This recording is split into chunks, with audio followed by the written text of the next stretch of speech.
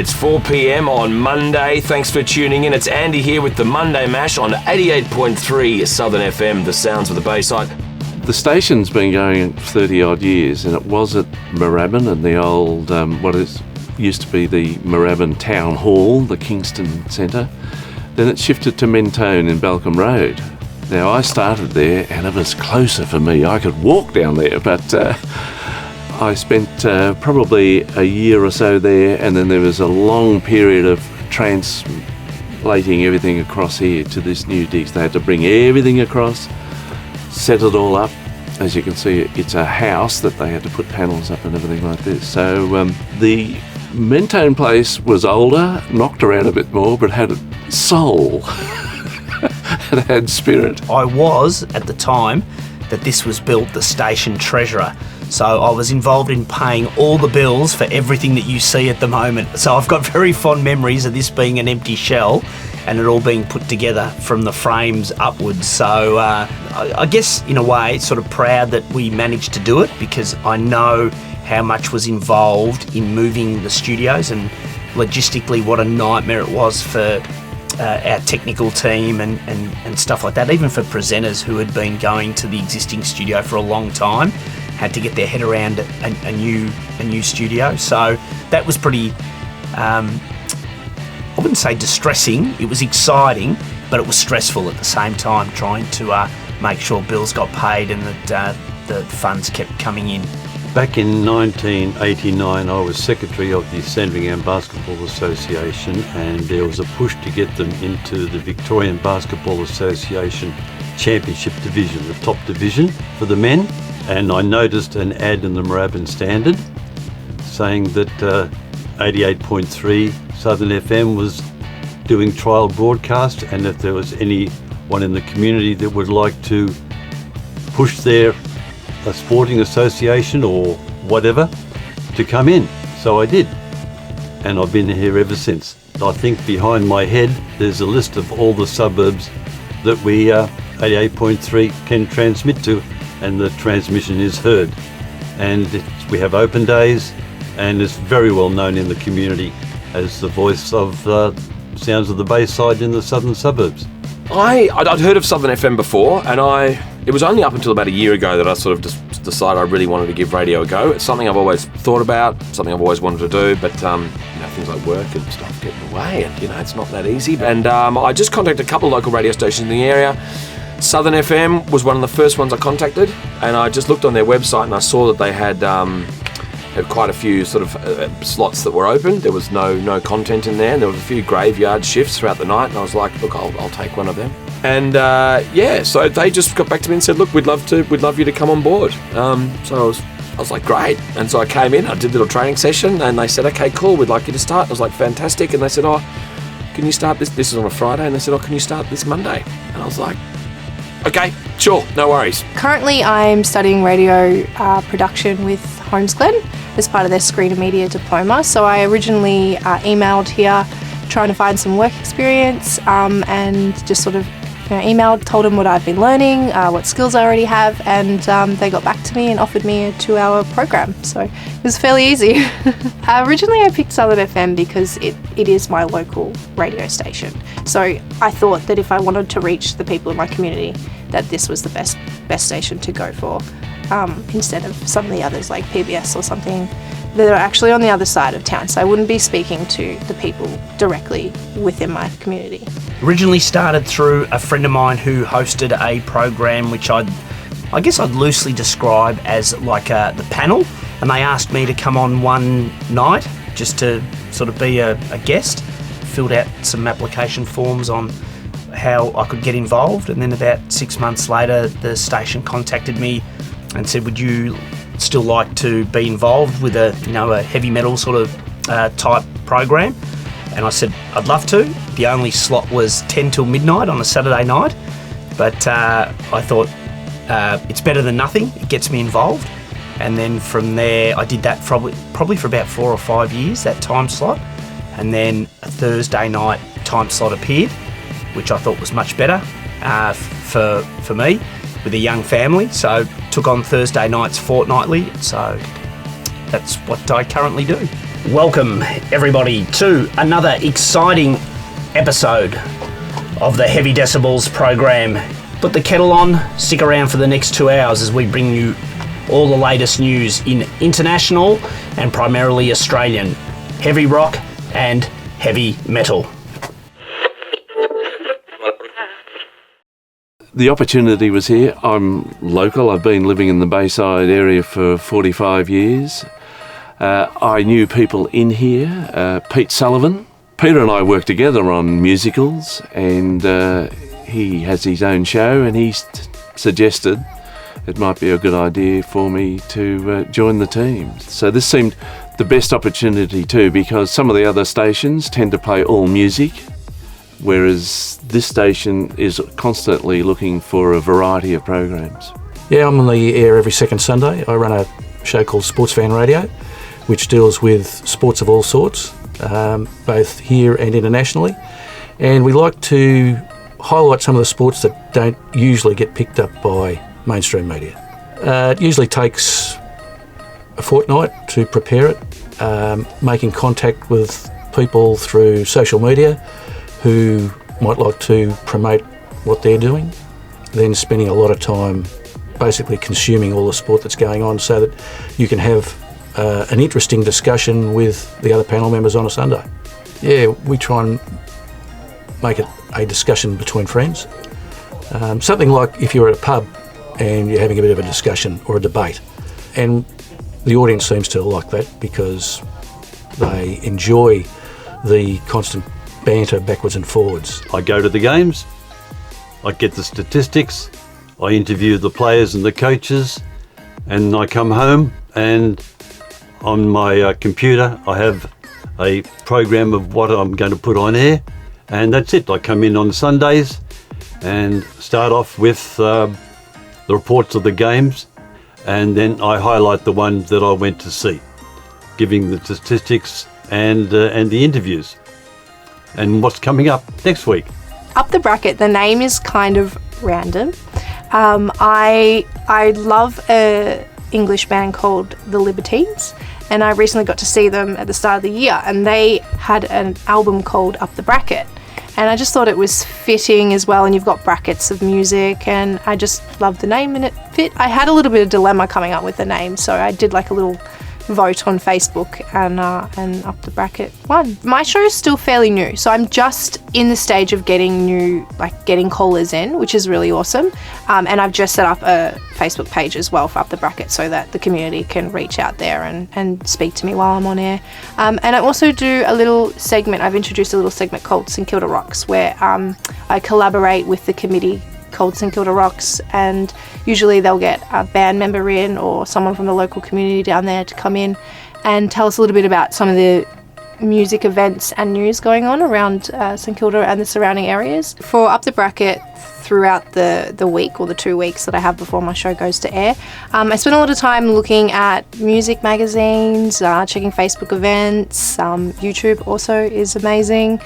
Going to local gigs as well is a great way to find awesome local music as well. My role here is the presenter of the Heavy Decibels program, a weekly hard rock heavy metal program that we try to cover all facets of that genre of music, from the heaviest to the almost Foo Fighters type stuff.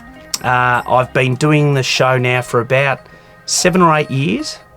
I've got a co-host now, Rowan, who's joined me this year. So he sort of plays in the harder side or the heavier side of the spectrum. I'm sort of a bit more of the progressive rock type stuff. So between the two of us, we cover just about all the bases. I do a show on Mondays from 4 till 6 drive time, and it's called the Monday Mash with Andy.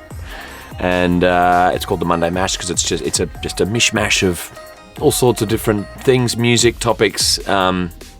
When I finish my show on a Monday at 6 o'clock, I look back on the show and I think about what I potentially could have done better. And then throughout the week, I'll just think about what the topics I want to talk about, the following week. I often have guests in as well that I chat to, that I interview. So I look at who's coming in, and then I have a chat with them, and I sort of ask them what their music tastes are as well. And then we just sort of come up with one or two topics that we're going to talk about. You know, I'd like to talk about them and how they started their career. And then in the 2-hour show, we just sort of go off on different tangents, different topics, and it just sort of develops from there. Yeah, so my show doesn't have like a specific 2-hour format. It's sort of just whatever goes. Yeah, and I often find that 2 hours is not enough. It goes so quickly. It's over in a flash. Radio is a death trap.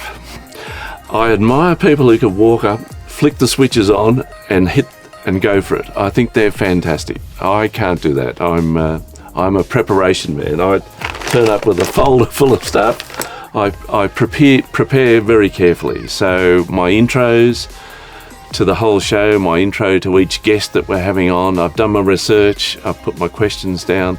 I read all my intros in. I do a weekly piece, a sort of comment piece on what's happening politically, socially. Thursday and then Friday mornings are the big times when we start to put this all together. And I say we, there are other people on the program too.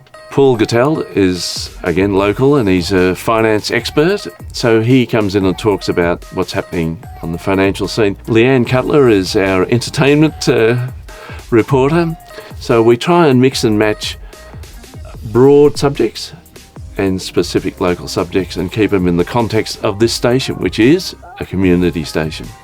Well, I come in on a Sunday, make sure all the things are correct, sign in, get the announcer button on, the music button on, and the laptop on. With the interviews, I use the plug, my little recorder, goes through the laptop, and away we go. And about 20 past, the sponsors' advertisements come on automatically, and I go to the end, the 9:30, and then throw to the next program. I'm the only one here doing it. Very simple, very easy. Once we get to know which buttons to push and what to do, and it sort of takes care of itself after all these years. It's funny that when you first start doing it, how incredibly nerve-wracking it is to sort of know that you're now on air and there's people listening. It is, it's pretty daunting, but once you get your head around it and you start to feel comfortable within yourself, I think you take that out. It's a weird skill set. I guess it's just that ability not to panic under pressure when the red light's on or whatever. So yeah, I guess it's I've taken a little bit of that out into the workforce.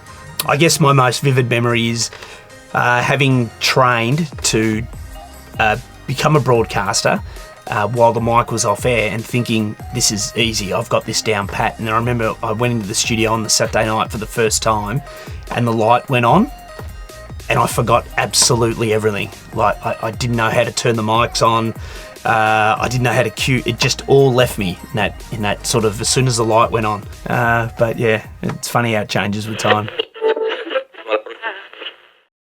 It's good to see young people being involved in a community radio station. That wasn't the case necessarily when I first started. Tended to be an older demographic, so I'm really excited by younger people coming in and wanting to be involved and wanting to put their ideas forward, because it's good for the radio station. It means the radio station becomes relevant to everybody, not just a certain demographic. Working at Southern FM has been amazing to grow my confidence. Obviously, when I first started my show here, I was fairly nervous, and when you solo announce a 2-hour program, it's kind of hard to talk to yourself in a studio. So it's really helped me to gain confidence coming in fortnightly and being able to sit there for 2 hours and have that sort of outlet to speak to the community. It's probably the biggest skill I've learnt working here at Southern FM. Yeah, my first few shows were okay. I was saying a lot and talking really quickly, which I'm probably doing now. But that was sort of in early February, and since then I've learned to sort of just relax a little bit and not say so much. And Mum used to text me and saying, Andrew, you're saying too much. And here we are. This place is fantastic, and we're really lucky to be able to come here. I like this one. This is the red studio. Don't ask me why. There is the blue studio over there. I've used that, but red seems to be the one for me. We've got 2 studios and a common room. I prefer the red studio because it's got an outlook into the street outside, and it's a much brighter and lighter space, and it just seems better than the Blue Studio, because the Blue Studio is a bit darker and feels a little bit overbearing at times. Bit hard to get the mood up. I actually enjoy working in both the studios. I think it's important, especially if you're working in a community space, that you adapt to the space you have. So I couldn't pick one or the other that I prefer to work in. They're both great. They both mirror each other anyway. This is the one I work from on Mondays, which is great. And I come in sort of, an hour beforehand. And this stage studio is not usually being used, but the facility is great because we can come in anytime we want. And, obviously we pay a membership to become a member of the station, and we can use these facilities, whenever we like, as long as it's planned just to do whatever. We could record, voiceover, which is fantastic. We can record our own promos in here and just use the equipment, which is great. But I come in usually an hour beforehand. There's a meeting room in there, and I'll just go over my notes, and if whoever I'm interviewing will come in as well, and we can just sit in there and basically just chat about what we're going to talk about, and then bang, here we are in the studio. There's a microphone for me here. There's 3 mics on the other side, so I've had a couple of people in before to chat to. CD players, old school record players, and just a music list, which is, it's got a squillion songs on there. So I often sometimes struggle to find out which song I want to play, because I think, no, I want to play that one, I want to play that one, I want to play that one. People are often surprised when they go into commercial stations. It's changed a bit, but across the years, a lot of them didn't have much more than this. They've got more people, more resources, and they can get the talent organised better. I think that's the only thing that's missing for us, is that you don't have a producer. That's, you have to do everything yourself. And they say to me, "Oh, would you like to do more programs?" And I say, "Well, if you can hire a producer who can chase up the stories as well, then we'll be in business." But we're not here for that. We're here to allow everyone to have a voice, and my 2 hours is enough for the week, for the listeners. I'm sure. I like being able to express myself and what I think, being able to. Unlike at home, I can't play the music I want to all the time because there's housemates and partners who don't like all my type of music. But I can just sit here and play whatever I like to play, and also just get responses from people sometimes on email saying, "Can you please play this song? Really loving your show," and just we're just being able to sort of play whatever I want and say and express myself. I get to air my own opinion on plenty of topics, and then you get to test it when you talk to other people about what your opinion is, and you hear what they've got to say, which makes for interesting discussion on a radio program. It provides a service, actually. It tells or gives people access to things that they wouldn't have in professional broadcasting. We've got live Sunday sessions on a Sunday, and that gives local music artists a chance to promote their material, which isn't given to them by other stations. As I sort of say to people when they ask me, you do a radio show and stuff like that, why do you do it? I simply say there's a lot of bands out there that people don't know about, and it's just a shame that, unfortunately, the way things are at the moment with mainstream media, a lot of these bands don't get a voice because they just simply don't get a voice, and there's no rhyme or reason for it. So I guess part of what I do is out of frustration, the fact that nobody else seems to want to do it other than community stations. I feel like in a funny way we're sort of like the rebels type thing, where we're sort of trying to fight for the bands that don't have a $1 million contract and stuff like that. So it's always great to see a band that maybe started off fairly small at the start of the program and thinking, well, I hope in some way I played a small part in motivating them to sort of keep going, and who knows, what heights they'll reach. So maybe they'll be the next Metallica or something like that. So that's really about it.